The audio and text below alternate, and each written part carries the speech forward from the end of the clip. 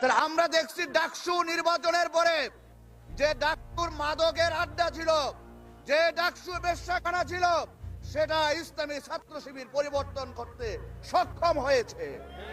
তাই এই বাংলাদেশ থেকে সকল প্রকার অন্যায়, সকল প্রকার চাঁদাবাজ, সকল প্রকার দুর্নীতি এটা উৎখাত করতে জামাত ইসলামী সক্ষম। তাই আমরা আপনাদেরকে আহ্বান জানাচ্ছি, আপনারা ধৈর্য ধরে যত ভয় ভীতিকে উপেক্ষা করে ইমানের শক্তি নিয়ে, কারণ আমরা যে কাজটা করি এটা ইবাদতের কাজ, আমরা রাজনীতি করি আল্লাহর সন্তুষ্টির জন্য, পরকালে নাজাতের জন্য। তাই আপনাদেরকে সেই ইমানের বলে বলিয়ান হয়ে সকল রক্ত চক্ষুকে উপেক্ষা করে আগামী দিনের ভোট কেন্দ্রে কোন রকম হই হাঙ্গামা করতে না পারে, এজন্য আপনাদেরকে সীসা ঢালা প্রাচীরের মতো ঐক্যবদ্ধ থাকতে হবে ইনশাআল্লাহ।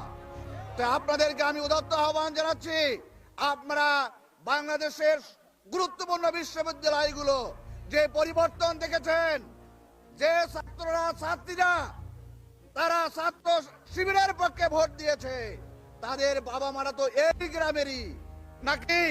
তাহলে তাদের বাবা মারা যদি এই গ্রামের হয়ে থাকে, তারা যদি ডাকসুতে জামাত ইসলামের ছাত্র শিবির ক্ষমতায় যেতে পারে, তাহলে আগামী দিনেও জামাত ইসলামী ক্ষমতায় যেতে পারে ইনশাআল্লাহ।